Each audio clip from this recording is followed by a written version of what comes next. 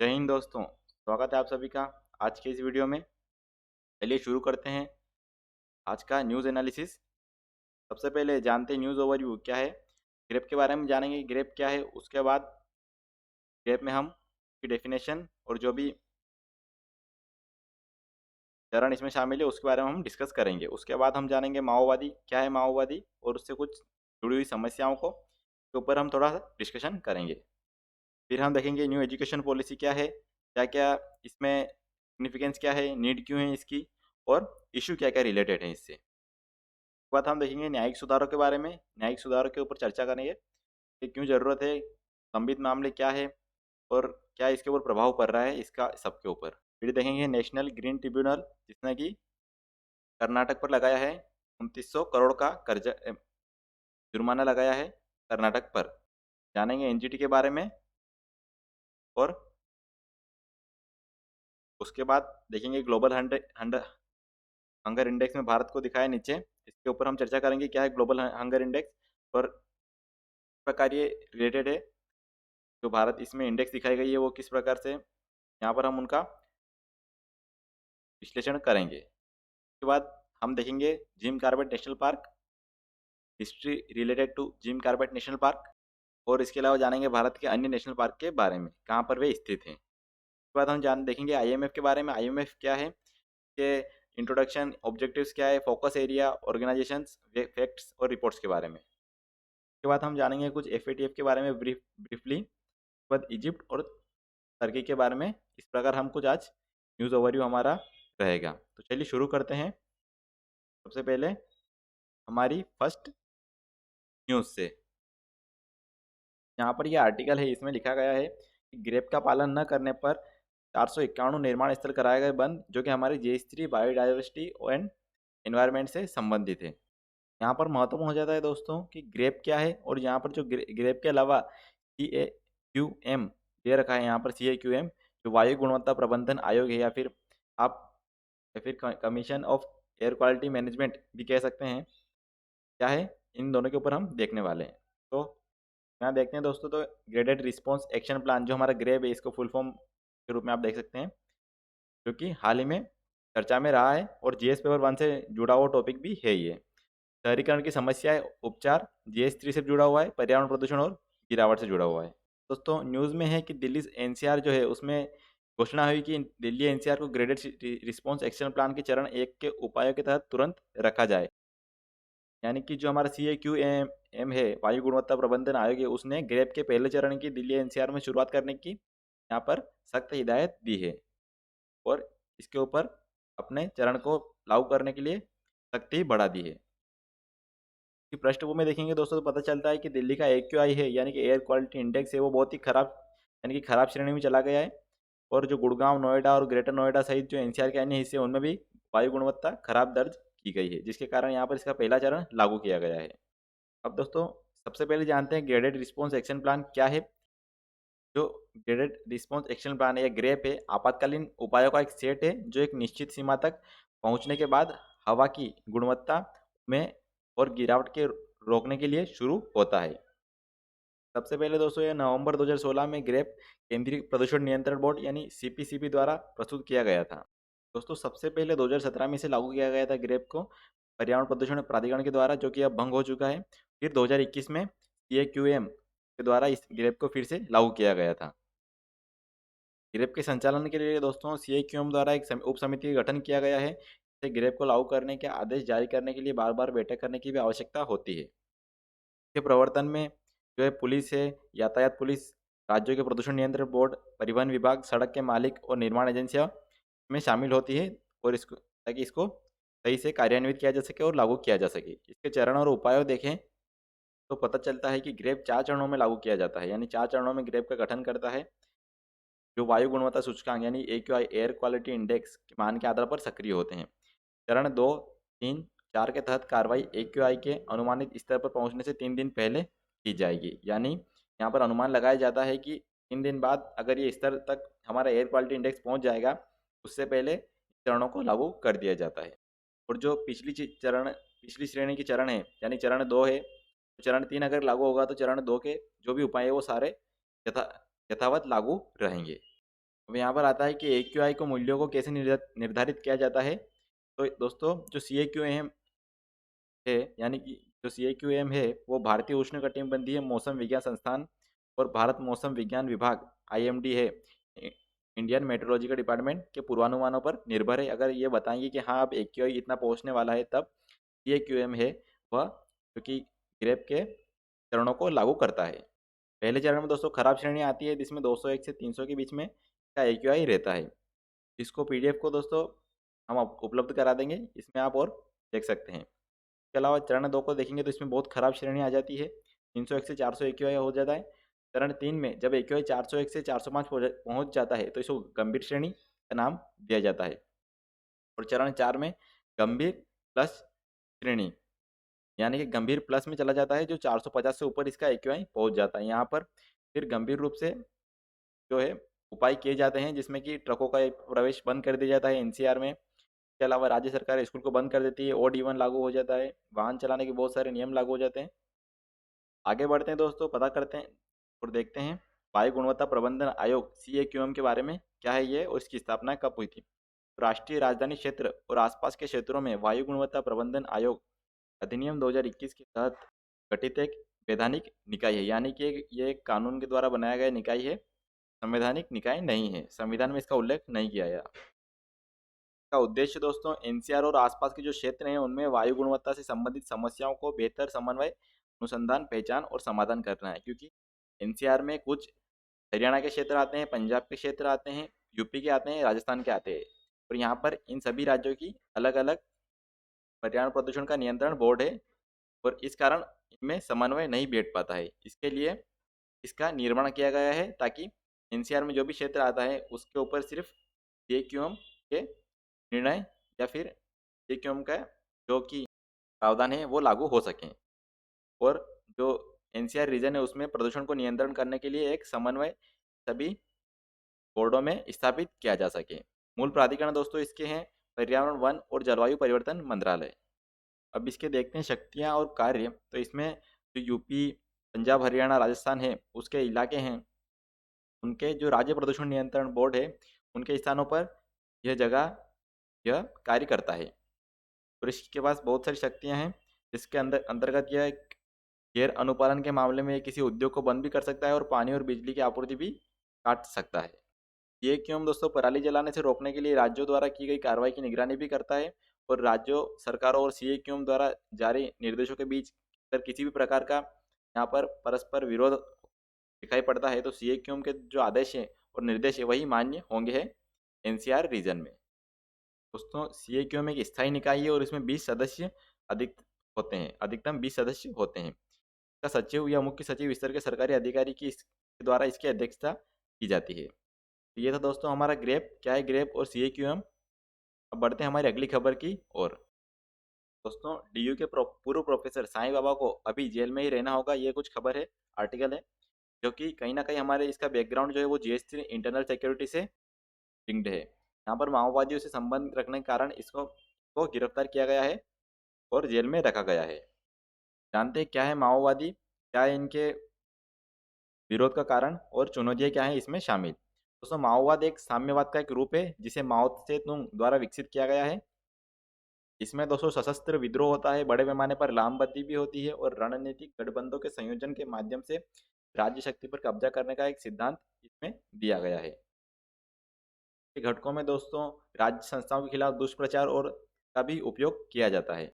यहाँ पर आप मैप में भी देख सकते होंगे दोस्तों किस प्रकार भारत के जो रेड एरिया है, यहाँ पर इस रेड एरिया में दोस्तों माओवाद बहुत ज़्यादा फैला हुआ है, और जो कि येलो एरिया येलोइश दिख रहा होगा आपको में, यहाँ पर ये प्रसार कर रहा है और यहाँ पर भी इसके प्रभाव दिखते हैं। चुनौतियाँ दोस्तों दिखते हैं इसमें, तो स्थानीय जो लोग हैं उनकी सहभागिता इसमें मिली हुई है, कारण भी इसके खत्म करने में और इससे निपटने में सरकार को समस्याएं यहाँ पर आती है। दोस्तों माओवादी जो है वो आदिवासी बस्तियों में जाकर वहाँ पर जनता सरकार स्थापित करके जो गहरे जंगल है उनमें आदिवासियों की जरूरत का ख्याल रखकर पर एक तरीके से यहाँ पर इस ग्रुप में शामिल करा रहे हैं और उनकी विचारधारा को परिवर्तित करने की कोशिश कर रहे हैं, जो कि सरकार की बाधा में सरकार को माओवादी खत्म करने में अड़चन पैदा कर रहे हैं। यहाँ पर आदिवासी दोस्तों माओवादी असली सरकार है ऐसा मानते हैं कि उन्होंने अब तक किसी अन्य अधिकारी को उनके पास आते नहीं देखा है कि जंगलों में जहाँ पर ये माओवादी एरिया है वहाँ पर अधिक जो कि अधिकारी वो जा नहीं सकते हैं, और वहाँ पर क्योंकि वहाँ पर जान का खतरा रहता है, और कि जो माओवादी है वो स्वाभाविक रूप से प्राणों की आहुति देने के लिए और अपने और पुलिस बलों के साथ लड़ने के लिए तैयार रहते हैं, जिसके कारण वहाँ पर अधिकारी नहीं जा पाते हैं। हालांकि मुठभेड़ उनमें होती रहती है। माओवादियों का मानना है कि विद्रोह एक अनिवार्य रूप से एक राजनीतिक आंदोलन है, जिस कारण भी वह ये विद्रोह करते रहते हैं और हिंसक प्रक्रियाओं में लगे रहते हैं। और जैसे जैसे इन असंतुष्ट वर्गों का अनुपात भी बढ़ता है दोस्तों, वैसे वैसे ये अपने साथ दूसरे वर्गों को भी प्रेरित या मजबूर करते हैं। राज्य की जो अंतर्निहित कमजोरियां हैं उसके कारण भी में समस्याएं आती हैं, और ये चुनौतियां इसके रूप में शामिल हो रही है। जैसे कि नवजात अवस्था में ही विद्रोह खत्म करने में विफल रहना, यह भी एक समस्या है, जो कि इसके फिर बड़े रूप का जाम के रूप में सामने आता है। और केवल बल करना भी यहाँ पर एक जो इस विद्रोह को बढ़ाने का कारण करता है, जो कि फिर इसको परिपक्वता के रूप में और ज़्यादा दिखाई देता है। इसके अलावा भारत को 3 मोर्चों पर जो है वो संभालना पड़ता है। एक मोर्चा जहाँ पर चीन का हो जाता है, दूसरा पाकिस्तान का, और तीसरा आंतरिक सुरक्षा पर उभरता हुआ मोर्चा कारण भी चुनौती के रूप में यह देखा जा रहा है, जो कि इंटरनल स्टेबिलिटी को कमज़ोर कर रहा है और उसको अस्थिर करता जा रहा है, भारत की आंतरिक सुरक्षा को। जानते हैं इसके ऊपर सरकार द्वारा क्या कदम उठाए गए हैं? दोस्तों, पुलिस बलों का जो आधुनिकीकरण है वो यहाँ पर महत्वपूर्ण हो जाता है। के लिए पुलिस पुलिस ने मतलब सरकार ने पुलिसिंग की गुणवत्ता को मजबूत करने के लिए 2000 के दशक में पुलिस आधुनिकीकरण की योजनाएं लागू की थी, ताकि खुफिया जानकारी हासिल की जा सके और जो माओवादी है विरोधी अभियान उनको ऐसे कम किया जा सके। के कारण कुछ यहाँ पर सुधार हुए हैं। सुरक्षा संबंधी बुनियादी ढांचे में राज्यों की मदद की है केंद्र सरकार ने, ताकि जो वहाँ पर बुनियादी ढांचे उनको मजबूत किया जा सके, आदिवासियों को जो है वहाँ पर योजनाओं का लाभ दिया जा सके, और उनको जो वहाँ पर माओवादी द्वारा भ्रमित किया जा रहा है को कम किया जा सके। इसके अलावा केंद्रीय अर्धसैनिक बलों की तैनाती को बढ़ा दिया गया है, और कुछ पुलिस बलों का गठन किया गया है, ताकि जो नक्सल प्रभावित राज्य हैं उनको सहायता उपलब्ध की जाए। अलग अलग कार्यक्रम किए गए हैं, जैसे कि ए स्मार्ट लीडरशिप ए कार्यक्रम रणनीति, और उसके अलावा बहुत सारे कार्यक्रम यहाँ पर चलाए जा रहे हैं, विकास कार्यक्रम चलाए जा रहे हैं, जिसके कारण कुछ यहाँ पर सुधार देखने को मिले हैं। वन अधिकार अधिनियम 2006 को पारित किया गया है, सरकार द्वारा उठाए गए सबसे महत्वपूर्ण कदमों से में से एक शामिल है, यानी कि एक जो कि यह वन अधिकार अधिनियम 2006 में एक महत्वपूर्ण भी साबित हुआ है। आगे देखें दोस्तों तो हम क्या कर सकते हैं इसमें, तो हम दोस्तों यहाँ पर जो सुधार कर सकते हैं वो हो सकता है कि मजबूत राज्य स्तरीय और केंद्र स्तरीय बहु एजेंसियों को समन्वय बिठाकर, ताकि और अच्छे से जो माओवादी है उनको खदेड़ने में हम कार्य कर सकते हैं। माओवादियों के खदेड़ने के अलावा दोस्तों अगर कुछ ऐसे जो हैं जो कि बहलाए फुसला गया फिर गलत कारणों से माओवादी में शामिल हो गए, उनसे हम बातचीत करके और बातचीत का रास्ता निकाल करके भी तो भी हम मुख्य धारा में वापस ला सकते हैं, जिससे ना किसी को नुकसान पहुंचाए, से वो एक भारत के में शामिल हो सकते हैं और भारत की मुख्य धारा में आ सकते हैं, ताकि तो भी जो नागरिक के लाभ होते हैं वो सारे मिल सकें। कल्याण और अधिकारों के प्रतिमानों को विस्तार करके, ताकि हम यानी कि जो कल्याण की भावना है केंद्र सरकार या राज्य सरकार मिलकर ऐसी योजनाएं और लागू कर सकते हैं, जो कि आदिवासियों को या फिर ऐसे व्यक्तियों को जो इन समूह में शामिल हो रहे हैं या इनसे जुड़े हुए हैं के विचारों को बदलाव कर सके, और कल्याण राज्य का एक कल्याणकारी चेहरा है वो उनके सामने आ सके, और जो माओवादी गतिविधियां हैं उन पर रोकथाम लग सके। ये कुछ हो सकते हैं उपाय जिनको हम और अच्छे से कर सकते हैं। ये कुछ डिटेल्स थी दोस्तों हमारे इस आर्टिकल की बैकग्राउंड की। अब बढ़ते हैं हमारे अगले आर्टिकल की तरफ, जो कि है स्कूलों में बचपन अब खोएगा नहीं खिलखिलाएगा। इसमें नई राष्ट्रीय शिक्षा नीति के बारे में कुछ बात की गई है, तो जानते हैं हम उसके ऊपर में क्या है नई राष्ट्रीय शिक्षा नीति के दोस्तों।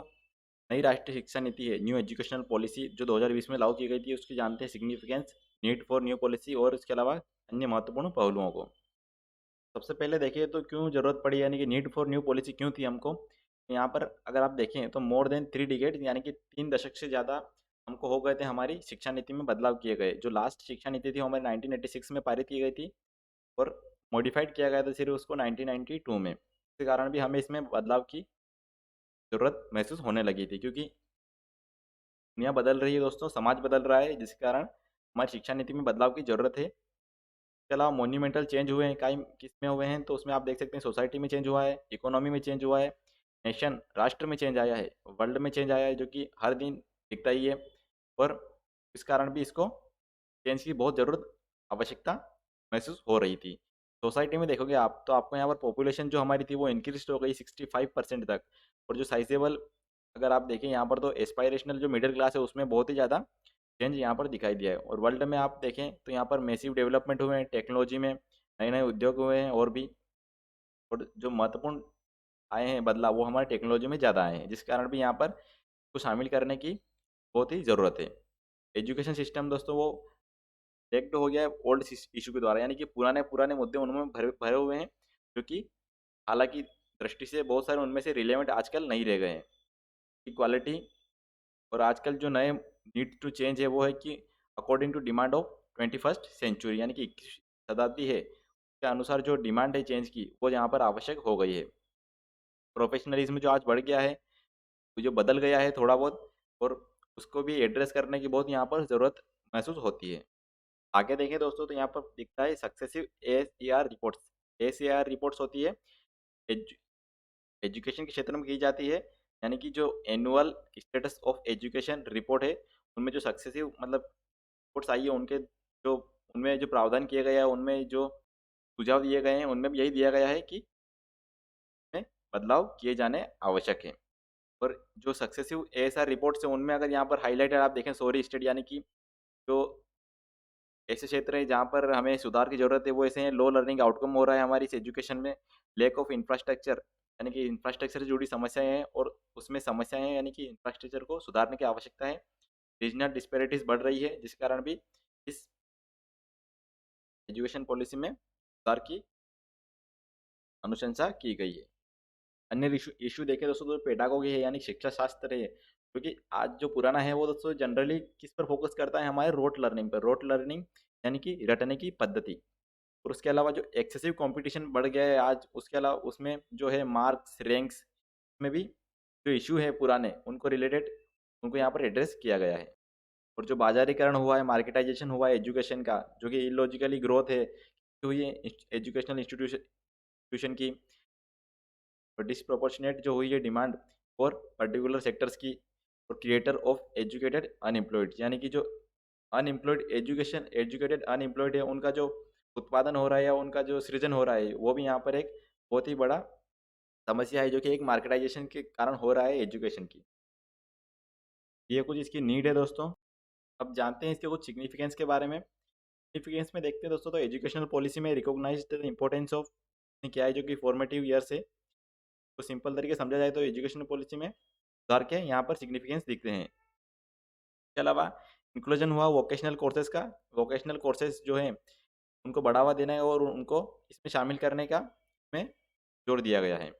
एक्सपांड किया गया एम्बिट ऑफ यूनिवर्सल एजुकेशन का, यानी कि पिछले जो पॉलिसीज थी उनमें 6 से 14 साल जहाँ पर दिया गया था यूनिवर्सल एजुकेशन के लिए एज का, अब इसमें 13 से 18 साल उस एज को बढ़ा दिया गया है, यानी कि 6 से कम करके और 14 से 18 4 साल बढ़ा दिया है।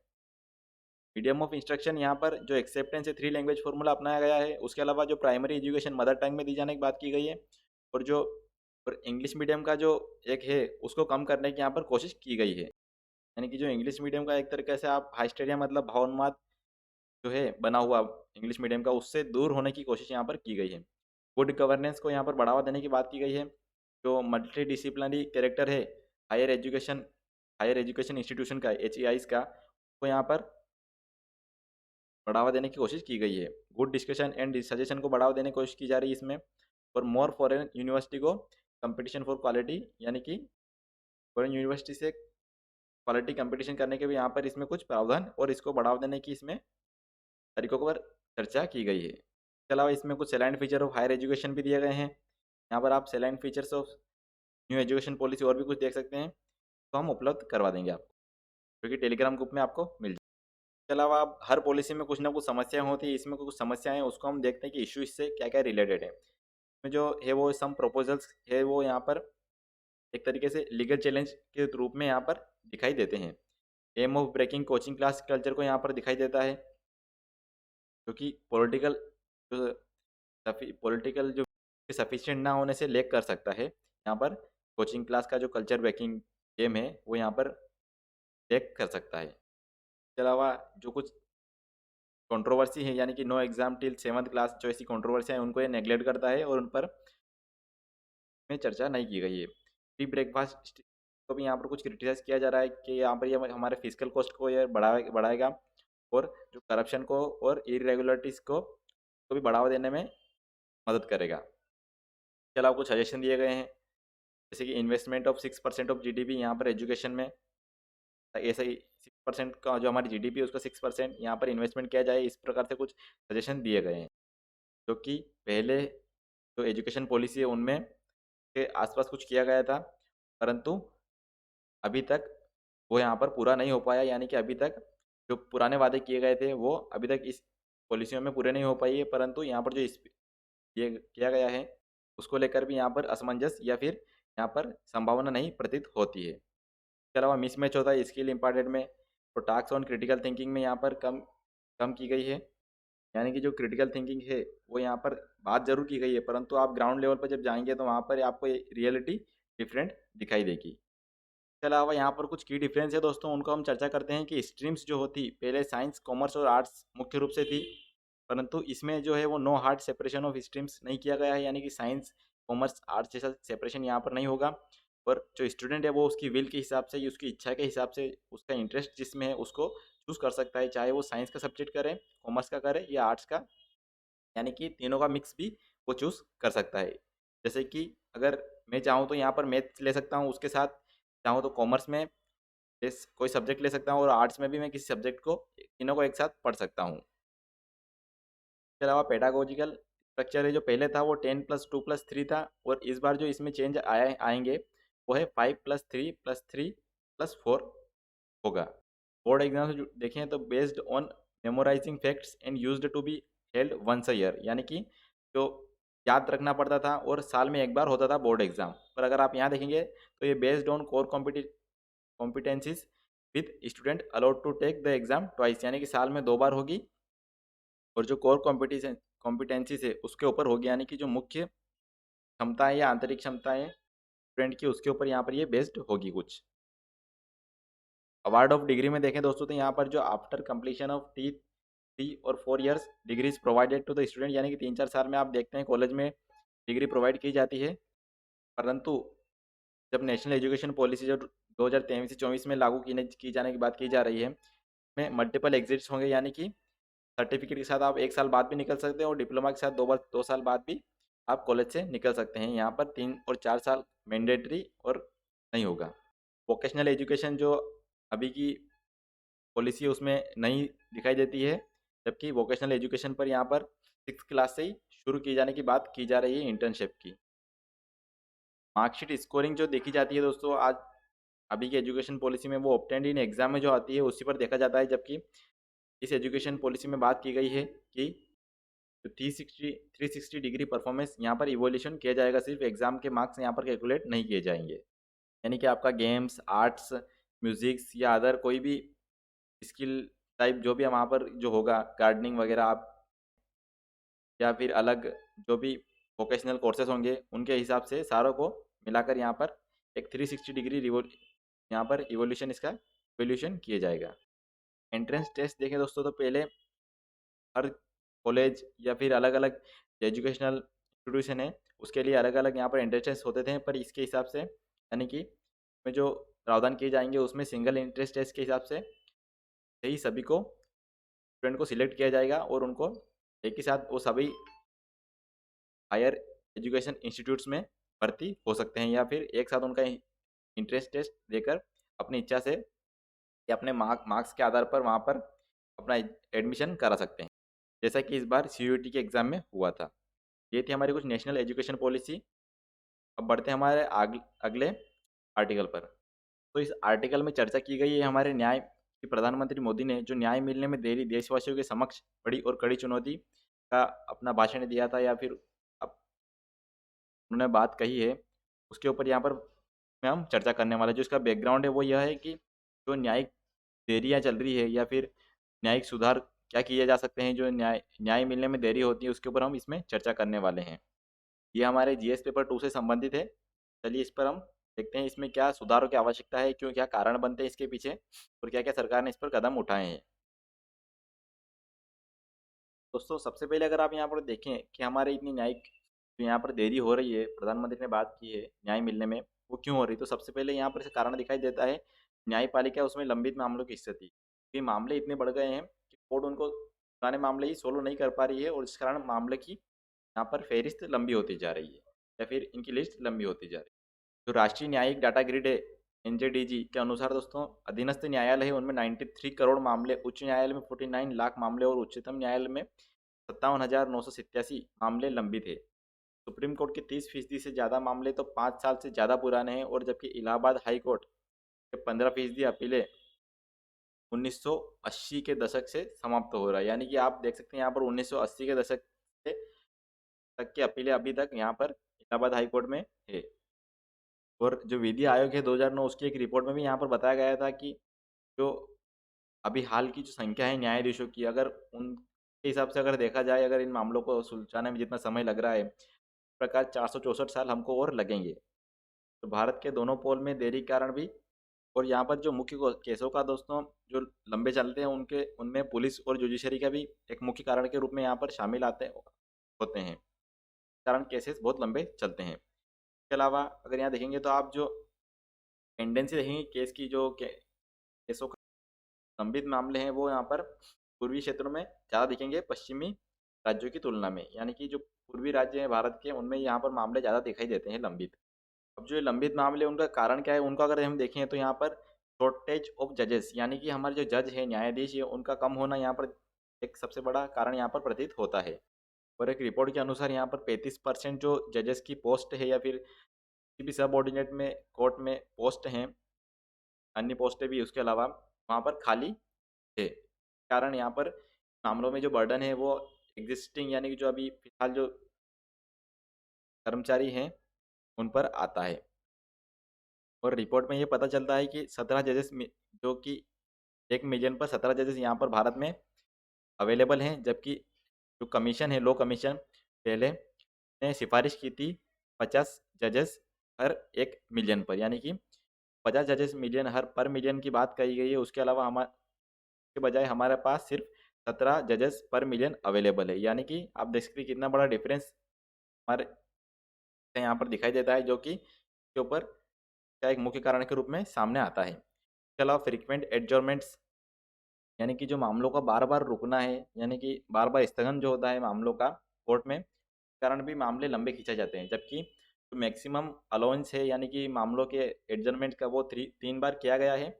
और परंतु आप देखते ही हैं न्यूज़ में, मामले 3 से ज़्यादा बार, हर बार जो कुछ मामले हैं बड़े, वो खींच जाते हैं, जो कि यहाँ पर इनको और टेंडेंसी को बढ़ावा देता है।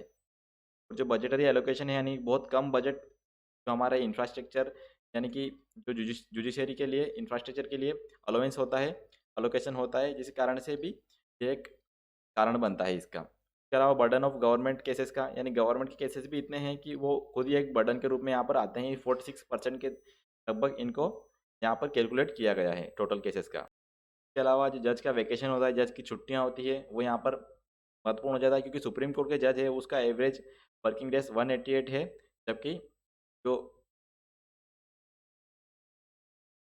जबकि जो शीर्ष अदालत है उसका जो स्पेसिफाई किया गया है मिनिमम 225 डेज को किया गया है वर्किंग के। इसके अलावा इनएफिशिएंट इन्वेस्टिगेशन जो होती है पुलिस के द्वारा, उसमें की वजह से केस जल्दी से सोल्व नहीं हो पाते, और साइंटिफिक टूल, जो साइंटिफिक जो सबूत चाहिए वहाँ पर, वो कलेक्ट करने में यहाँ पर देरी के कारण भी केस लंबे खींचते हैं। और इंक्रीजिंग लिटरेसी, साक्षरता का बढ़ना भी इसमें एक मुख्य कारण शामिल है, क्योंकि जैसे जैसे लोग साक्षर हो रहे हैं वैसे वो अपने अधिकारों से वाकिफ़ हो रहे हैं, और जैसे ही उनके अधिकारों को या फिर किसी अन्य समस्याओं को सामना करते हैं या फिर स्टेट द्वारा कुछ ऑब्लिगेशन लगाए जाते हैं, उसमें वो कोर्ट की तरफ अप्रोच करते हैं सीधा, ताकि, और जिस कारण से फ्रिक्वेंट केस है बढ़ते जा रहे हैं। यहाँ पर यह भी एक इसका केस बढ़ने का कारण होता है। इसके अलावा इम्पैक्ट्स ऑफ जुडिशियल पेंडेंसी, इसका जुडिशियल पेंडेंसी का इम्पैक्ट क्या हो रहा है हमारे समाज पर, अर्थव्यवस्था पर, आफ्टर ऑल इसका इम्पैक्ट क्या हो रहा है, इसको हम ये देखते हैं। तो denial of timely justice amounts to denial of justice itself, यानी कि समय से न्याय नहीं मिलना वो एक तरीके से न्याय नहीं मिलने के बराबर ही यहाँ पर कहा गया है। इसके अलावा इफेक्ट ऑन सोशल डेवलपमेंट पर भी ये डालता है, यानी कि सोशल डेवलपमेंट है उसको प्रभावित करता है। लो पावर कैपिटा को बढ़ाता है, यानी कि प्रति व्यक्ति आय को है वो बढ़ने नहीं देता है, कम करता है। पुअर्टी है उसको बढ़ाता है, पुअर्टी रेट को, पुअर पब्लिक इंफ्रास्ट्रक्चर को बढ़ावा देता है, यानी कि इंफ्रास्ट्रक्चर है उसको जो है उसमें बढ़ोतरी नहीं हो पाती है, और हायर क्राइम रेट जिसके कारण से बढ़ जाती है, क्योंकि जब मेंटेन नहीं हो पाता है रूल ऑफ लॉ सोसाइटी में तो फिर इस प्रकार की समस्या हमें दिखती। इसके अलावा जो अफेक्ट्स ऑफ ह्यूमन राइट्स को ये करता है, क्योंकि over crowding of the prisoners, यानी कि जो जेलों में है प्रिजनर्स है उनकी जो ओवर क्राउडिंग हो रही है वो एक इंफ्रास्ट्रक्चर डिफिशिएंट यहाँ पर हमको दिखता है, और जिसके कारण जो यहाँ पर ह्यूमन राइट को वायोलेट करता है, जो कि human right of violation of human right साफ साफ यहाँ पर दिखता है कि उनको जो कैदियों के भी जो राइट्स हैं वो उनको नहीं मिल पाते हैं। इसके अलावा ये हमारी इकोनॉमी को अफेक्ट करता है, क्योंकि जो जुडिशियल डिले है उसमें हमको ऐसा अनुमानित जो रिपोर्ट्स हैं उनका अनुमानित किया गया है कि जो हमको हमारे जीडीपी का 1.5% है वो यहाँ पर खर्च करना पड़ता है एन्युअली। इन सब कारणों को देखते हुए हम इनमें और क्या क्या मेजर्स क्या क्या और सुधार कर सकते हैं, और से हम इसको जो न्यायिक जो देरी हो रही है तो हम कम कर सकते हैं। तो इसमें आप देखेंगे, और ये जो न्यायिक को आप न्यायिक सुधार भी कहेंगे, यानी कि जो न्यायिक सुधार में हम और क्या क्या कर सकते हैं।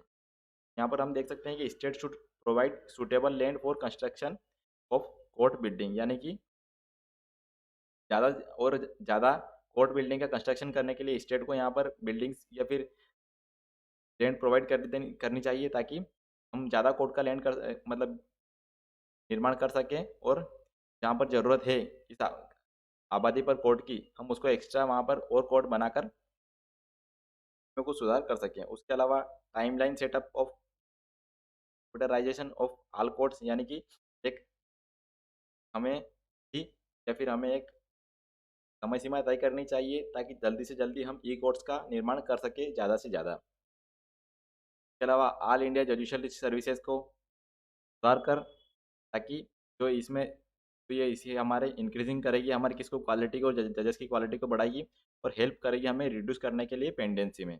और एक एक्शन प्लान के तहत हमें एक टाइमलाइन सेट करनी चाहिए कि हम कितने समय में इतने केसेस का डिस्पोज करेंगे। इसके अलावा स्ट्रिक्ट रेगुलेशन ऑफ एडजर्नमेंट, यानी कि स्ट्रिक्ट रेगुलेशन लागू होने चाहिए स्थगन के हैं, यानी कि जो केस को स्थगित स्थगित किया जाता है उसके प्रति एक स्ट्रिक्ट रेगुलेशन बनाने चाहिए, ताकि ताकि जो केस का स्थगन है वो कम हो सके, और जो इसको न्यायिक देरी है उसको और कम किया जा सके।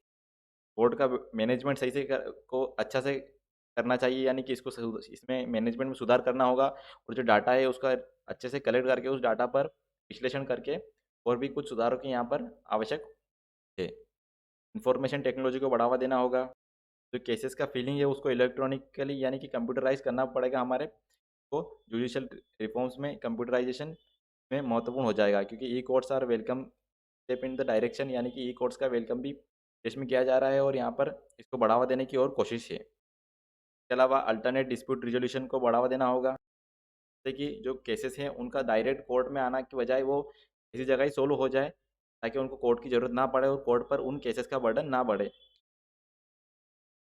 के अंतर्गत आप देख सकते हैं लोक अदालत को और बढ़ावा दे सकते हैं हम सिविल और फैमिली मैटर्स के लिए, ग्राम न्यायालय, ताकि जो छोटे छोटे केसेस हैं या डिस्प्यूट्स हैं उनको हम गांव में सोल्व कर सकें, या रूरल एरिया के केसेस हैं उनको हम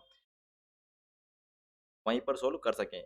विलेज लीगल केयर करके और एंड सपोर्ट सेंटर प्रोवाइड करके भी स्टेब्लिश किया जा सकता है, ताकि जो कि एक तरीके से हाई कोर्ट्स के द्वारा जो कि इन केसेस में जो सपोर्ट कर सकता है वहाँ पर होने वाली समस्याओं के प्रति। इस प्रकार से ये कुछ सुधार के तरीके हो सकते हैं, और ये कुछ कारण थे जो हमने अभी देखे। ये थी इस आर्टिकल की पूरी बैकग्राउंड, किस प्रकार से समस्या है वो और उसको किस प्रकार से और सुधारने की कोशिश की जानी चाहिए। बढ़ते हैं हमारे अगले आर्टिकल की तरफ, जानते हैं एनजीटी के बारे में। तो एनजीटी ने दोस्तों कर्नाटक पर 2900 करोड़ रुपए का पर्यावरणीय जुर्माना लगाया है।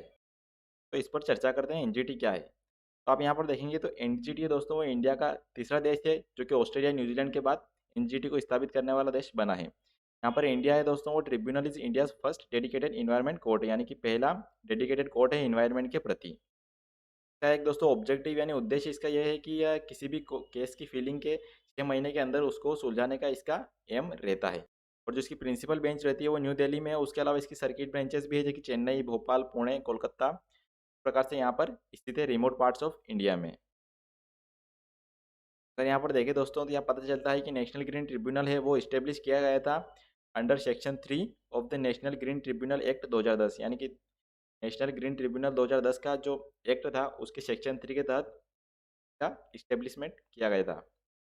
और का उद्देश्य एक प्रकार से ये था कि यह स्पीडी ट्रायल जो है, यानी स्पीडी ट्रायल जिस प्रकार से होता है उस प्रकार से speedy environment justice and help reduce the burden of litigation in the higher court, यानी कि जो हायर कोर्ट में मुकदमेबाजी होती है उसका जो बर्डन हायर कोर्ट पर आता है उसको कम करे और जो स्पीडी इन्वायरमेंट जस्टिस है उसको जल्दी से जल्दी प्रोवाइड की जा सके। यहाँ पर इसकी अथॉरिटीज़ देखें दोस्तों, अथॉरिटीज़ में तो में चेयरपर्सन होते हैं, जुडिशियल मेंबर्स होते हैं और एक्सपर्ट मेंबर्स होते हैं। चेयरपर्सन में आप देखेंगे तो यहाँ पर या तो प्रेजेंट और रिटायर्ड जज ऑफ सुप्रीम कोर्ट यहाँ पर इसमें शामिल हो सकते हैं, और उसके अलावा chief justice of high court यहाँ पर एक शामिल होता है। जुडिशियल मेंबर में प्रेजेंट और रिटायर्ड हाई कोर्ट जज यहाँ पर शामिल होते हैं।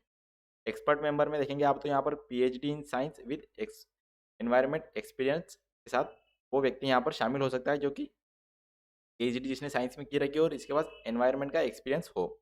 और उसके अलावा वह व्यक्ति शामिल होगा जिसके अलावा master in engineering and technology में भी हो। ये इस प्रकार की इसकी अथॉरिटी बॉडी होती है। इसके अलावा अगर दोस्तों देखें तो यहाँ पर types of cases NGT handles के बारे में बताया गया है। यहाँ आप देख सकते हैं जो 2/3 of cases handles by NGT related to environmental impact assessment and pollution से जुड़े हुए रहते हैं। यहाँ पर कैटेगरी में देखेंगे आप जो 35% है वो इन्वायरमेंट इम्पैक्ट असेसमेंट से जुड़े हुए हैं, 31% पोल्यूशन से जुड़े हुए केसेस इसके पास आते हैं, 9% लिमिटेशन से जुड़े हुए आते हैं, यानी कि जो इन्वायरमेंट्स वगैरह है उस पर क्या क्या कुछ केस आते हैं जो लिमिटेशन से जुड़े होते हैं। 7% कोस्टल जोन रेगुलेशन से आते हैं, कोस्टल एरियाज़ के। 4% जो केसेस होते हैं वो नेशनल पार्क के होते हैं, सेंचुरीज के होते हैं, वेटलैंड्स के हैं। 4% पब्लिक इंटरेस्ट के हैं, लिटिगेशन एंड लोकस स्टैंडी के हैं। पब्लिक हियरिंग के भी 3 केसेस आते हैं, फॉरेस्ट क्लियरेंस के 3% केस हैं, और 4% है वो कि विविध तरीके से होते हैं या कुछ भी हो सकते हैं मिसलेनियस इन्वायरमेंट से जुड़े हुए। इस प्रकार से ये कुछ केसेस थे जो एनजीटी हैंडल करता है। और इस प्रकार से इसके कुछ हमने देखा अथॉरिटी वगैरह के बारे में। ये हमारी एग्जाम की दृष्टि से महत्वपूर्ण था, प्रीलिम्स के नज़रिए से भी और पेपर GS2 के पेपर से भी महत्वपूर्ण था। पढ़ते हैं हमारे अगले आर्टिकल की तरफ, जो क्या है हमारा ग्लोबल हंगर इंडेक्स में भारत को दिखाए नीचे, केंद्र सरकार ने रिपोर्ट को किया खारिज। यहाँ पर हमारे लिए महत्वपूर्ण जो होता है वो होता है ग्लोबल हंगर इंडेक्स इस बार आया है। यह रिपोर्ट दोस्तों हर साल पब्लिश होती है और इस बार में भारत की 101 देशों में 107वां स्थान इसको दिया गया है, जो कि पिछले साल जो 101वां स्थान था उससे नीचे गिरा हुआ है। जानते हैं दोस्तों ग्लोबल हंगर इंडेक्स के बारे में। 2022 की रिपोर्ट जो आई है इसमें ये हमारे जीएस पेपर 2 से संबंधित है, गरीबी और भूख से संबंधित मुद्दों के ऊपर। तो दोस्तों संदर्भ है इसका वो है कि भारत जो है ग्लोबल हंगर इंडेक्स में 2022 में 6 स्थान फिसलकर 100 देशों में 107वें स्थान पर आ गया है। के बारे में जानते हैं दोस्तों, ये एक 2 यूरोपीय गैर सरकारी संगठनों कंसर्न वाइल्ड लाइफ और वेल्थ हंगर हिल्फ द्वारा संयुक्त रूप से प्रकाशित एक वार्षिक रिपोर्ट है, यानी कि हर वर्ष रिपोर्ट प्रकाशित होती है। पहली बार 2006 में प्रकाशित हुई थी, उसके बाद ये अक्टूबर में प्रकाशित होता है, हर बार अक्टूबर में। इसका संस्करण GHI के 70वें संस्करण को चिन्हित करता है, यानी कि इस बार ये 17वां संस्करण था GHI का। उद्देश्य इसका दोस्तों वैश्विक, क्षेत्रीय और राष्ट्रीय स्तर पर भूख को व्यापक रूप से मापना और ट्रैक करना। अगर दोस्तों इसकी GHI की गणना कैसे की जाती है उसके बारे में जानते हैं, यानी कि यह अल्प पोषण के आधार पर की जाती है। अपर्याप्त कैलोरी सेवन के साथ जनसंख्या का हिस्सा कितना है उसके आधार पर इसको मापा जाता है। इसके अलावा चाइल्ड स्टार्टिंग कैसा है, यानी कि 5 वर्ष से जो कम आयु के बच्चे हैं का हिस्सा जिनकी लंबाई उनकी उम्र के अनुसार कम है, जो पुराने कुपोषण को भी दर्शाता है। इसके अलावा चाइल्ड वेस्टिंग होता है दोस्तों 5 साल से कम उम्र के बच्चों का हिस्सा जिनका वजन उनकी ऊंचाई के हिसाब से कम है, जो तीव्र कुपोषण को दर्शाता है। यानी कि देख सकते हैं आप चाइल्ड वेस्टिंग क्या होता है, यानी कि एक बच्चा है जिसकी ऊंचाई यानी कि जिसका वजन जो है तो ऊंचाई के हिसाब से कम है, यानी कि जितना उसका वजन है उतनी उसकी ऊंचाई से वो मेल नहीं खाता, यानी कि जो पैमाना है उस पर वो खरा नहीं उतरता है, जो कि तीव्र कुपोषण को भी यहाँ पर दर्शाता है। बाल मृत्यु दर को यहाँ पर दोस्तों जो कोई बच्चा रहता है, अगर वो अपने 5वें जन्मदिन से पहले मरता है तो उसका हिस्सा इसमें शामिल किया जाता है। यानी कि अपने 5वें जन्मदिन से पहले मरने वाले बच्चों का हिस्से को बाल मृत्यु दर कहा गया है।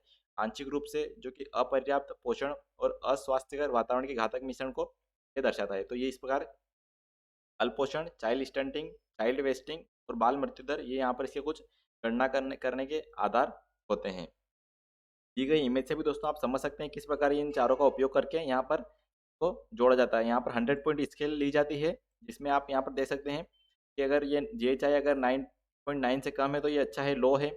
जीएचआई अगर 10 से 19.9 के बीच में आता है तो मॉडरेट है। इसके अलावा 20 से 34.9 के बीच में आता है जीएचआई तो सीरियस कंडीशन आ जाती है। अलार्मिंग कंडीशन 35 से 49.9 के बीच में आती है। और 50% से अगर 50 पॉइंट से ज़्यादा अगर जीएचआई जा रहा है आपका देश का, तो यहाँ पर आपके लिए एक्सट्रीमली अलार्मिंग कंडीशन है। तो इस प्रकार ये जीएचआई को यहाँ पर जोड़ा जाता है। तो आप देख सकते हैं इमेज को अब अच्छे दिख रही होगी। आप देख सकते हैं किस प्रकार से कौन सा डाटा कहाँ से लिया जाता है। जो यूएन फूड एंड एग्रीकल्चर है ऑर्गेनाइजेशन है एफएओ, उससे हम अंडर न्यूट्रिशन वाला डाटा लेते हैं। उसके अलावा यूनाइटेड नेशन चिल्ड्रंस फंड यानी यूनिसेफ से, वर्ल्ड हेल्थ ऑर्गेनाइजेशन से, वर्ल्ड बैंक से जो डेमोग्राफिक एंड हेल्थ सर्वे है से हम जो हमारे चाइल्ड स्टनिंग का और चाइल्ड वेस्टिंग का डाटा लेते हैं। और चाइल्ड मोर्टेलिटी यानी चाइल्ड मोर्टेलिटी रेट है उसको या उसके डाटा हम यूएन इंटर एजेंसी ग्रुप और चाइल्ड मोर्टेलिटी एस्टिमेशन से लेते हैं, यानी कि UNIGME से इसका डाटा उपलब्ध किए जाते हैं। तो इस प्रकार ये डाटा से फिर जीएचआई स्कोर यहाँ पर निकाला जाता है। ग्लोबल हंगर इंडेक्स 2022 की मुख्य विशेषताएं देखें दोस्तों, तो यहाँ पर वैश्विक प्रगति को इस बारे में बताया गया है। इसमें बताया गया है कि 2022 के जीएचआई के अनुसार जो हाल के वर्षों में भूख है उसमें वैश्विक प्रगति काफ़ी हद तक स्थिर हुई है। विश्व के लिए 2022 का जो जीएचआई स्कोर है वो मध्यम माना जाता है, लेकिन 2022 में 18.2, 2014 में 19.1 से केवल मामूली सुधार हुआ है, यानी कि मामूली सुधार हुआ है, परंतु इसको मध्यम रूप से माना जा रहा है। अतिव्यापी संकट के रूप में इसको देखा जा रहा है कि जो मौजूदा अतिव्यापी संकट है कारण जैसे कि जलवायु परिवर्तन, कोविड-19 महामारी और इनके आर्थिक नतीजों के कारण जो स्थिति पैदा हो सकती है, खराब होने की संभावना उसमें यहाँ पर प्रतीत होती है। ये सभी भूख के शक्तिशाली चालक है, यानी अगर इसकी वजह से आर्थिक स्थिति खराब हुई तो यहाँ पर भूखमरी और बढ़ेगी और सुधार हुआ है वह फिर से खराब होने लग जाएगा और स्थिति और खराब हो जाएगी विश्व की।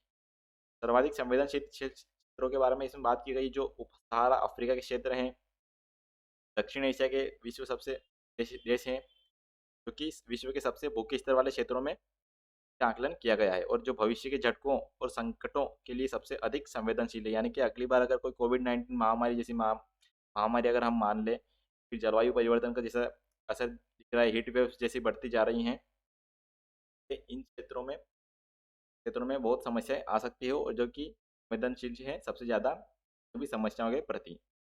2022 के जो जीएचआई स्कोर के अनुसार भूख के स्तर के अनुसार देशों की संख्या आप देखें, यहाँ पर 49 कंट्रीज है जो कि लो जीएचआई इंडेक्स के अंदर आती है। 36 कंट्रीज है मॉडरेट के अंदर आती है।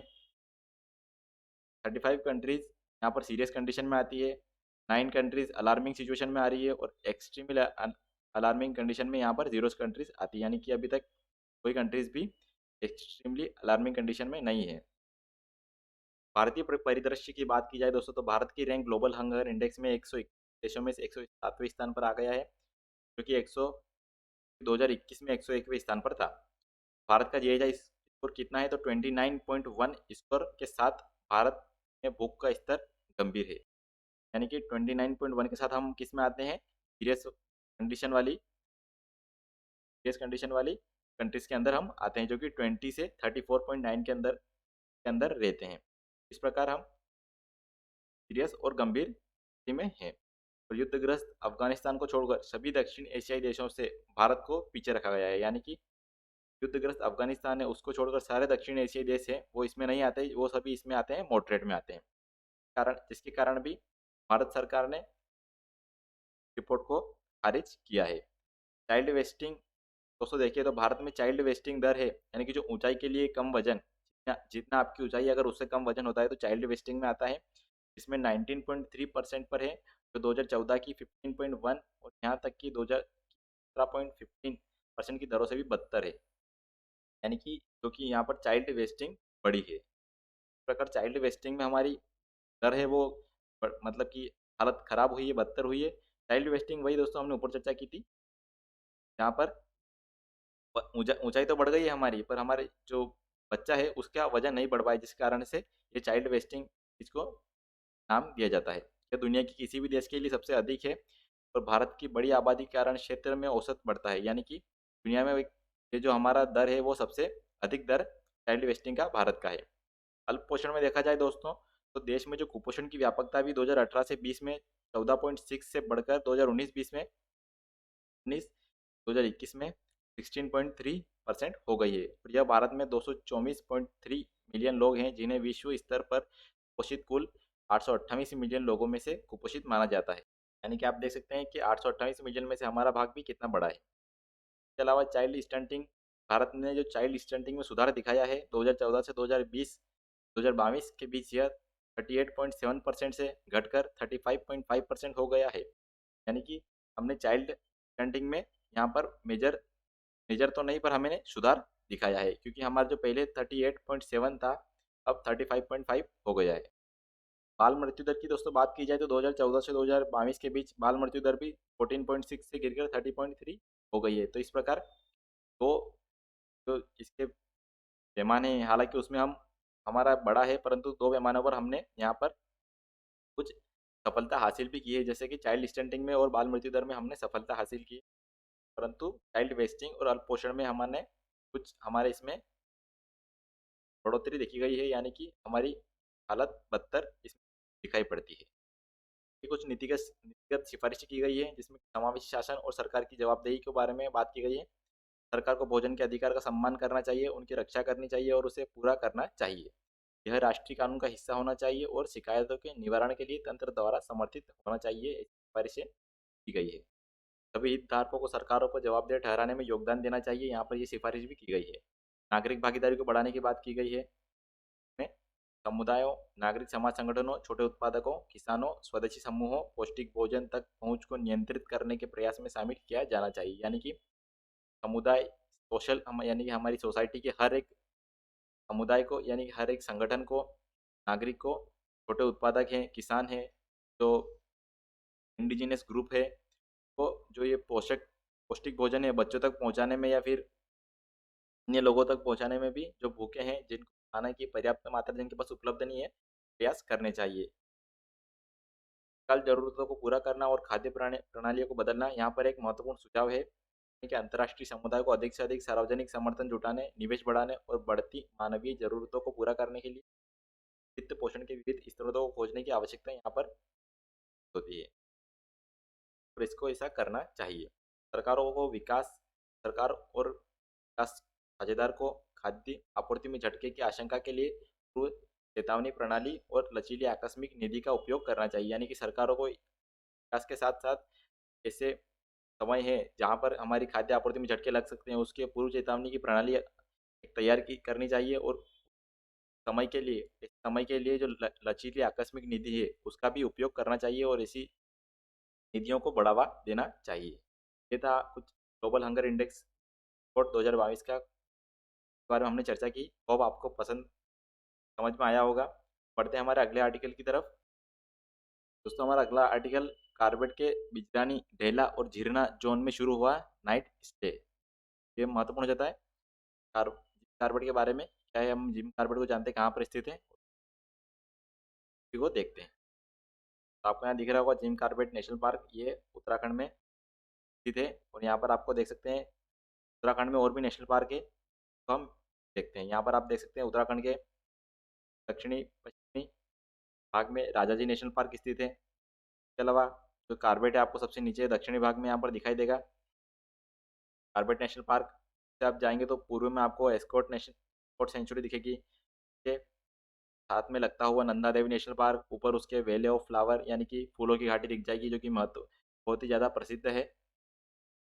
साथ में आपको यहाँ पर केदारनाथ सेंचुरी दिखेगी, गंगोत्री गंगोत्री नेशनल पार्क दिखेगा और गोविंद नेशनल पार्क यहाँ पर दिख जाएगा। यहाँ पर मैप में आप देख सकते हैं दोस्तों कि गोविंद नेशनल पार्क और गंगोत्री नेशनल पार्क के बीच में से ही भागीरथी यहाँ पर होकर चल रही है, या फिर केदारनाथ सेंचुरी और गोविंद नेशनल पार्क के बीच से भागीरथी यहाँ पर निकल रही है और गोविंद नेशनल पार्क से होते हुए यमुना निकल रही है। इसके अलावा अगर आप यहाँ देखें तो केदारनाथ सेंचुरी और नंदा देवी पार्क के बीच में से अलकनंदा यहाँ पर निकल रही है।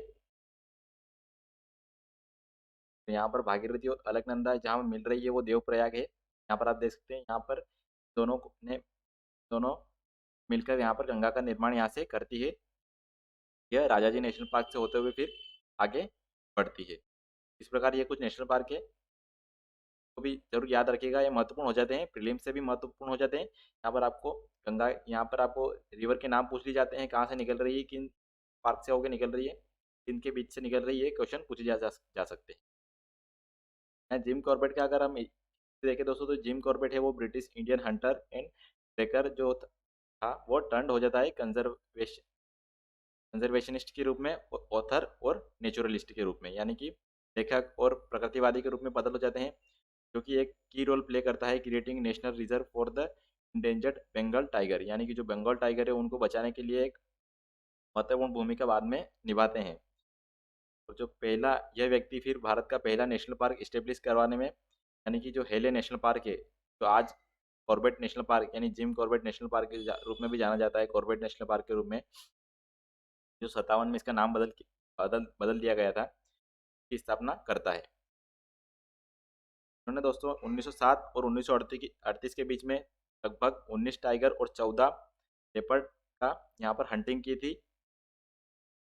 ये वाइल्ड कैट्स थी, या जो कैट प्रजाति के जो थे यहाँ पर जानवर, इनको आप कह सकते हैं। इन्होंने यहाँ पर 1200 लोगों को मार दिया गया था, क्योंकि ये मेन ईटर्स हो गए थे, बंगाल टाइगर आपको पता है। तो ये यहाँ पर गांव में जाते थे, लोग इनको बुलाते थे और इस प्रकार इन्होंने हंटिंग करना इनका शुरू कर दिया था। परंतु बाद में इन्होंने कुछ रियलाइजेशन करके, या फिर इनको रियलाइज हुआ और फिर इन्होंने कार्य को बंद करके यहाँ पर इस नेशनल पार्क की स्थापना कराई, जो कि आज कॉर्बेट नेशनल पार्क के रूप में भी जाना जाता है। और अब इस नेशनल पार्क का नाम वैसे भी चेंज हो गया है, जो कि अब रामगंगा नेशनल पार्क हो गया है, जो पहले अब जिम कॉर्बेट था। अब इसको रामगंगा नेशनल पार्क के रूप में भी जाना जाता है। इसके अलावा दोस्तों अगर आप मैप में देखें तो यहाँ पर हमारे भारत के कुछ नेशनल पार्क के बारे में यहाँ पर दिखाया गया है, कौन से नेशनल पार्क कहाँ पर स्थित है। Hamish high altitude national park यहाँ पर स्थित है, जम्मू कश्मीर, हमारे लद्दाख वाले एरिया में। इसके अलावा जो ग्रेट हिमालय नेशनल पार्क यहाँ पर स्थित है उत्तराखंड में। Valley of flower, great Himalaya हमारे हिमाचल में स्थित है, वैली ऑफ फ्लावर उत्तराखंड में स्थित है, कॉर्बेट नेशनल पार्क उत्तराखंड में स्थित है, दुधवा राष्ट्रीय उद्यान यूपी में स्थित है। इसके अलावा जो मरुस्थल वाला है हमारा थार मरुस्थल में स्थित हमारा desert national park Sariska Rajasthan में स्थित है, रणथंभौर राजस्थान में है। गिर नेशनल पार्क हमारे यहाँ पर गुजरात में स्थित है, जो कि महत्वपूर्ण हो जाते हैं। उसके अलावा संजय नेशनल पार्क, ये महत्वपूर्ण हो जाता है, ये भी हमारे महाराष्ट्र में स्थित है। सतपुड़ा नेशनल पार्क, ये हमारे एमपी में स्थित है। पेंच टाइगर रिजर्व या पेंच नेशनल पार्क, जो ये हमारे यहाँ पर एमपी में स्थित है। शिवपुरी शिवपुरी जो कि अभी कुनो नेशनल पार्क भी यहीं पर स्थित है, शिवपुरी के पास में। शिवपुरी में भी यहाँ पर कुनो नेशनल पार्क स्थित है। इसके अलावा बांधवगढ़ नेशनल पार्क कान्हा में भी नेशनल पार्क स्थित है। ये कुछ महत्वपूर्ण नेशनल पार्क है। उसके अलावा आप नॉर्थ ईस्ट में जाएंगे, सिक्किम में हमारे कंचनजंगा नेशनल पार्क स्थित है। काजीरंगा नेशनल पार्क जो एक सिंग वाले गेंडे हैं उनके लिए महत्वपूर्ण हो जाता है। Namdapha national park. इसके अलावा आप केरल में जाएंगे तो साइलेंट नेशनल पार्क यहाँ ज़्यादा महत्वपूर्ण हो जाता है ये भी। और अंडमान निकोबार में हमारा सेडल पिक जो है और बोटन है, यहाँ पर ये महत्वपूर्ण हो जाते हैं। उसके अलावा भी इन सभी को भी आप देख सकते हैं। ये थे हमारे कुछ नेशनल पार्क। अब बढ़ते हैं हमारे अगले आर्टिकल की तरफ। इस आर्टिकल में दोस्तों IMF में वित्त मंत्री ने भारतीय अर्थव्यवस्था में 7% वृद्धि का अनुमान जताया है, ऐसा बताया गया है। इसमें ज़्यादा इंपॉर्टेंस नहीं है, परंतु हम इसमें IMF के बारे में जानते हैं, क्या है IMF के अलग अलग इंट्रोडक्शन जानते हैं, इसका ऑब्जेक्टिव्स क्या है और इसके अलग फोकस एरियाज के बारे में देखते हैं। अब दोस्तों IMF है वो दोस्तों इंटरनेशनल मॉनेटरी फंड का फुल फॉर्म होता है, पता ही होगा। और जो फाउंडेड है दोस्तों ये इसका ब्रेटन वुड्स जो सम्मेलन हुआ था, ब्रेटन वुड कॉन्फ्रेंस हुई थी 1944 में, में इसका और वर्ल्ड बैंक की स्थापना की गई थी, इसको मीन्स के रूप में भी जाना जाता है। चलो इसका प्राइमरी पर्पस जो होता है वो होता है ensure the stability of international monetary system, यानी कि अंतर्राष्ट्रीय जो आर्थिक व्यवस्था है या जो ढांचा है उसको यहाँ पर ये स्टेबल करने की कोशिश करता है और उसको इंश्योर करता है कि स्टेबल हो। इसके अलावा अगर आप इसके ऑब्जेक्टिव में देखेंगे तो इसके promote international monetary cooperation, facilitate the expansion and balanced growth of international trade, to promote exchange stability, to assist in the establishment of multilateral system of payments, to make resources available to members experiencing balance of payments difficulties। यानी कि ये कुछ इसके objective हैं। देखते हैं इसके focus area को दोस्तों, तो यहाँ पर keeping track of the global economy and the economies of member countries, यानी ग्लोबल इकोनॉमी के ऊपर ये नज़र रखता है और जो कंट्रीज है इसकी मेंबर उसके ऊपर भी इनकी नज़र रहती है। Leading to countries with balance of payment difficulties, यानी कि पेमेंट डिफिकल्टीज आती है कंट्रीज़ को, उसको सॉल्व करने में ये कुछ मदद करता है। Capacity development, technical assistance and training, यानी कैपेसिटी को बढ़ाने में, टेक्निकल असिस्टेंस में और ट्रेनिंग में ये मदद करता है। मेंबर कंट्री इसकी ऑर्गेनाइजेशन एंड फाइनेंस देखेंगे यहाँ पर, इस member countries of the IMF is assigned a quota based broadly on its relative position in the world economy, यानी कि कोटा यहाँ पर असाइडेड किया जाता है हर एक रिलेटिव पोजीशन के हिसाब से जो कि उनकी वर्ल्ड इकोनॉमी में होती है। और most resources of IMF loans are provided by member countries primarily through their payment of quotas, यानी कि जो IMF जो लोन्स प्रोवाइड करता है वो सिर्फ वो सारी मेंबर कंट्रियों के द्वारा मिलकर ही प्रोवाइड किया जाता है अधिकांश, जो कि प्राथमिक रूप से जो पेमेंट किया जाता है कोटास के रूप में से होता है। इसके अलावा जो SDR है is an international reserve asset, यानी कि इंटरनेशनल के रिजर्व एसेट है, क्रिएटेड बाय IMF इन 1969 में IMF द्वारा इसको क्रिएट किया गया था, तो सप्लीमेंट पूरी करने के लिए कंट्रीज को ऑफिशियल रिजर्व के रूप में। जानते हैं दोस्तों कुछ इसकी वोटिंग पावर के बारे में। Voting power in the IMF is based on quota system, यानी कि जितना आप पैसा देंगे उतनी आपकी वोटिंग की पावर होगी, तो इस प्रकार से कोटा बेस्ड सिस्टम पर यहाँ पर वोटिंग पावर होती है। Quota was assigned to members countries reflecting their relative economic power credit deposit to IMF, यानी कि जितना उन्होंने पैसा क्रेडिट डिपॉजिट किया है IMF में वो उनके पावर का इकोनॉमिक पावर को दर्शाता है। Each member has a member of basic votes plus 1 additional votes for each special drawing right, एक बेसिक नंबर दिया जाता है, जबकि स्पेशल ड्राइंग राइट वालों को यहाँ पर एक और +1 एडिशनल वोट भी दिया जाता है।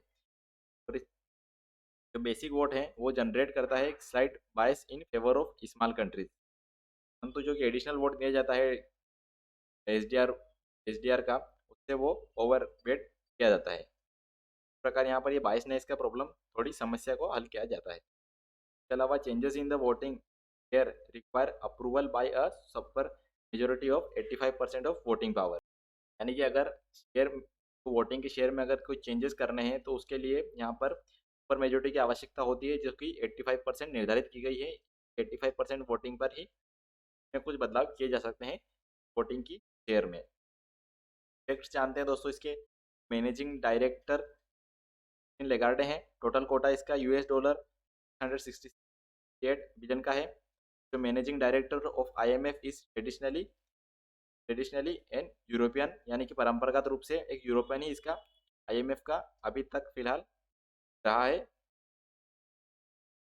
इसके अलावा मेंबर होते हैं दोस्तों इसके 189 मेंबर, जो कि यहाँ पर पुराना डाटा दिया गया है। 189 पहले थे, अब 190 मेंबर हो गए हैं, यानी कि 190 जो मेंबर था वो एंडोरा है, आखिरी देश जो कि इसमें शामिल हुआ 190 स्थान पर। इसका हेडक्वार्टर दोस्तों वाशिंगटन DC में स्थित है।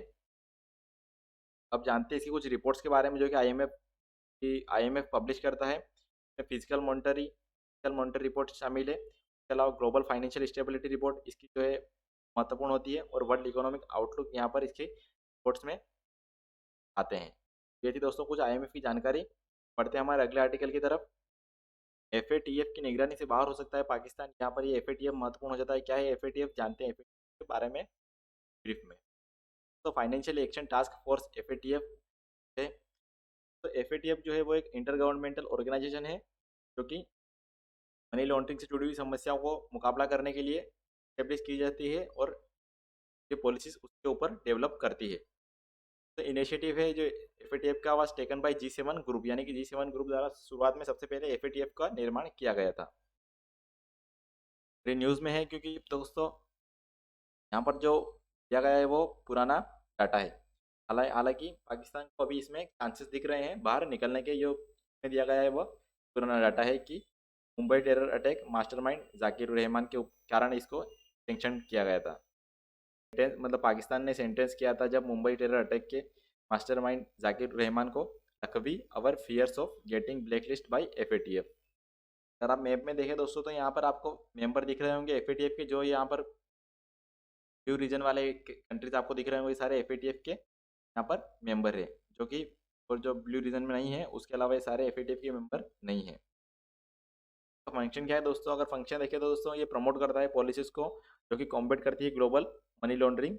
इसके अलावा promoting measures tackle terror financing, यानी कि ऐसे उपायों को बढ़ावा देता है जिसके द्वारा जो टेरर है आतंकवाद की फाइनेंसिंग को रोका जा सके। और it maintains a list of countries that are non compliant to the rules of the organisation, यानी कि उन कंट्रीज का भी एक ये रखता है जो कि जो रूल्स है ऑर्गेनाइजेशन के उनसे कंप्लाइंट नहीं रख करते हैं। इसके पास लिस्टें होती है दोस्तों, ब्लैक लिस्ट, ग्रे लिस्ट, जो कि क्राइटेरिया के हिसाब से कंट्रीज को इसमें डिफाइन करती है।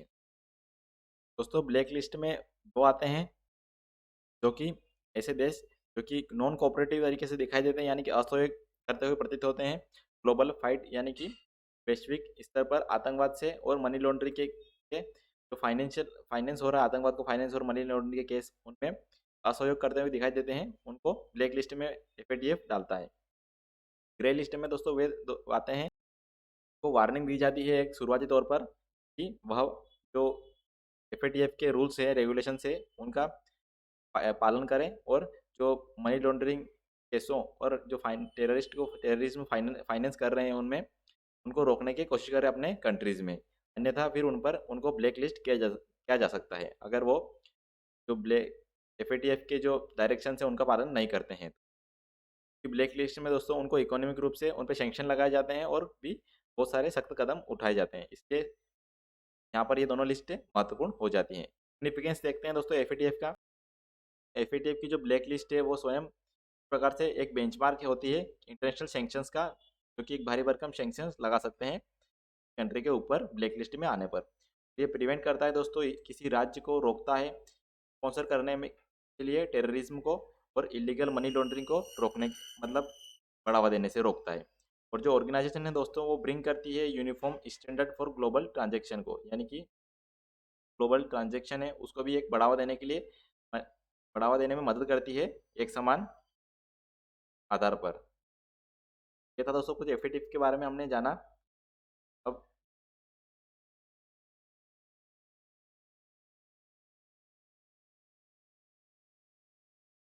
जानते हैं दोस्तों मिस्र के बारे में। मिस्र भी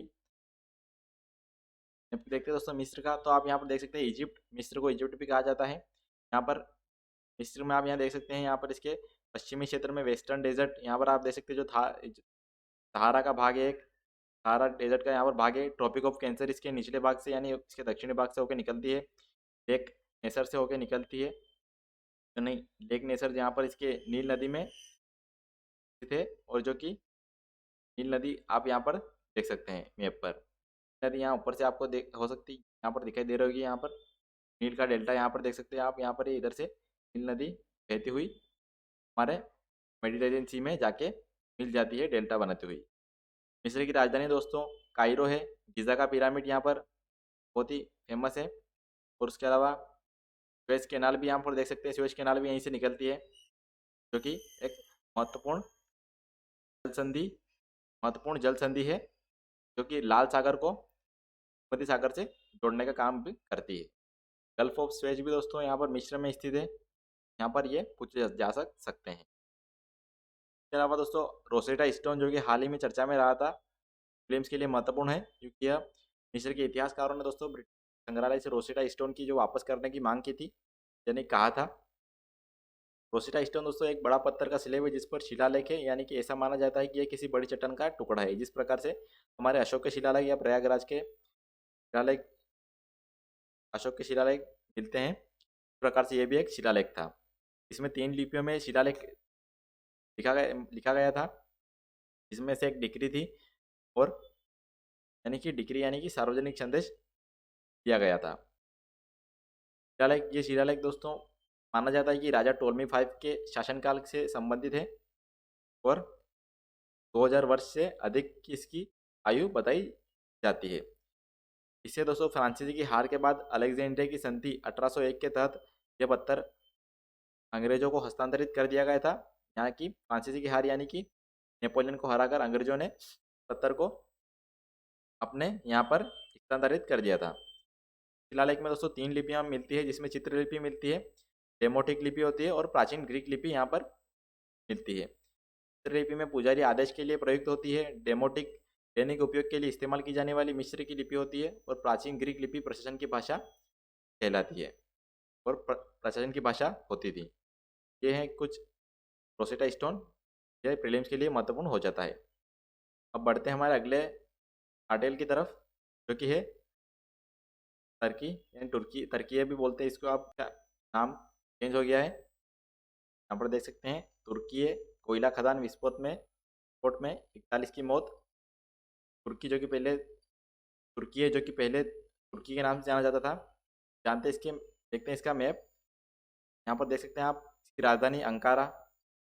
यहाँ पर इसमें दोस्तों तुर्की जो है वो ब्लैक सी और सी ऑफ मरमरा या फिर मेडिटेरियन सी को जोड़ने का काम करता है यहाँ पर। और जो बोस्फोरस की संधि है आपको यहाँ पर दिखेगी, यहाँ पर आप देख सकते हैं, यहाँ पर बोस्फोरस की संधि ये ब्लैक सी ऊपर स्थित है। यहाँ पर इसके ऊपर फिर यूक्रेन आ जाता है, रशिया आ जाता है, और यहाँ पर इस्तांबुल है इसका। यहाँ पर नीचे जाएंगे आप तो यहाँ पर मेडिटेरियन सी इधर स्थित है इसका। लेक वान जो तुर्की की लेक वान फेमस है, वो यहाँ पर स्थित है, इसके पूर्वी भाग में स्थित है, और यहाँ पर सी ऑफ मरमरा स्थित है। नीचे जाएंगे दोस्तों, यहाँ पर तो आपको दक्षिणी हिस्से में इसके गल्फ ऑफ अंटालिया स्थित है। यहाँ पर नीचे टोरूस माउंटेन्स स्थित है। ऊपर आप देखेंगे यहाँ पर तो पोंटिक माउंटेन्स, यहाँ पर आपको एक श्रेणी दिख जाएगी इनकी पोंटिक माउंटेन्स की। के मध्य भाग से आपको एनाटोलिया दिख जाएंगे, एनाटोलिया माउंटेन्स। यहाँ पर अर्मेनियन हाईलैंड्स भी यहाँ पर आपको दिख जाएंगे, और तुर्की की सबसे ऊंची चोटी माउंट अरारात यहाँ पर स्थित है, यहाँ पर आपको दिख रहा होगा। ये माउंट अरारात इसके पूर्वी भाग में स्थित है, लेक वान से पर यानी कि उत्तरी तरफ, लेक वान से उत्तर की तरफ यहाँ पर माउंट अरारात स्थित है, जो कि सबसे ऊंची चोटी कहलाती है। ये था तुर्की तुर्की का कुछ मैप। के साथ आज का वीडियो यहीं पर ख़त्म करते हैं, मिलते हैं अगले वीडियो में। और इसका पीडीएफ आप टेलीग्राम चैनल से डाउनलोड कर सकते हैं, लिंक डिस्क्रिप्शन में दी गई है। तब तक के लिए धन्यवाद।